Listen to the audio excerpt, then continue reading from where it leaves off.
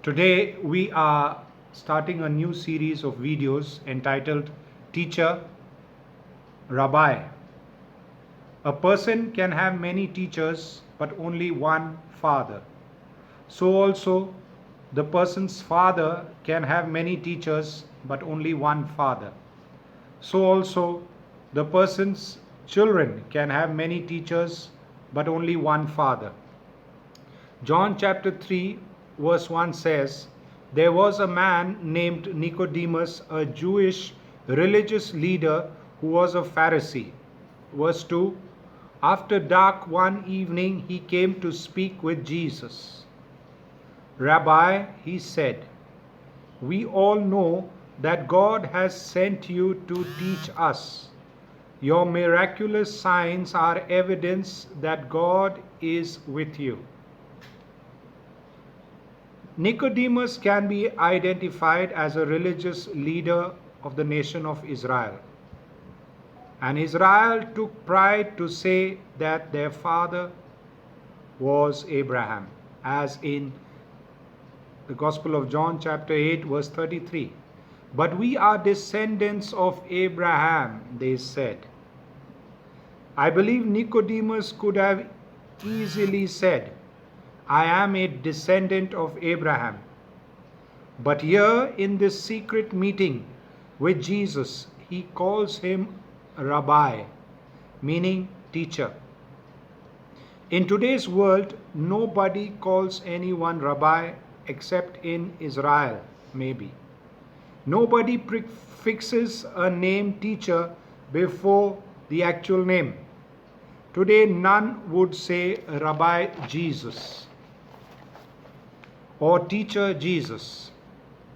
There are many who prefix their name with doctor, engineer, or prime minister, but the teacher is not honored or dishonored by prefixing the name teacher.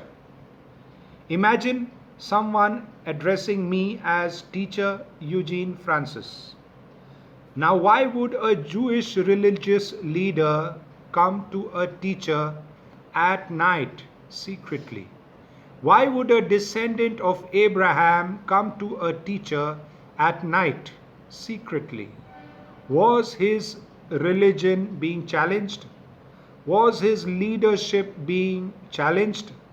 Was he seeking proof that he was a descendant of Abraham? I believe if anyone studies the life of Abraham until Jesus came, the nation of Israel are already blessed. I believe if anyone studies the Old Covenant and the promises and the commandments therein, they will see the nation Israel is already blessed. But had they exhausted their miracles from the revelation of God in the Old Covenant? What was Nicodemus seeking? That Abraham, his father, could not give him.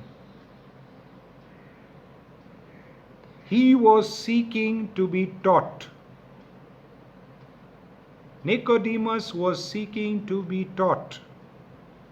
Maybe all the religious leaders of the day had exhausted every teaching in the Old Covenant. Maybe their understanding of God from Abraham to Jesus was not producing miracles as proof of God being with them. What is a miracle? I believe when God says, "Let there be light," in darkness, we have evidence of a miracle. The finger of God is visible.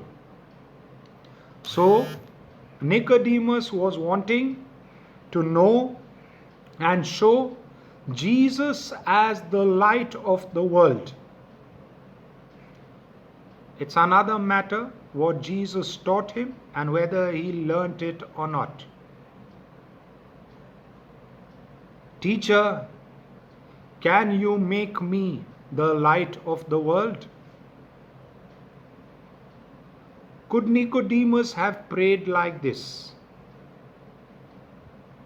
Jehovah, the God of my father Abraham, Isaac, and Jacob, send me to the light of the world, my teacher, my rabbi, to speak light into my darkness, and prepare me and send me out as a light to the world. Have you prayed that God, the creator of all things, who declared, "Let there be light," open your eyes to see the light, to walk in the light, and to be the light of the world? Can God command you, as is written in Isaiah chapter 60, verse 1, "Arise, shine, for your light has come"?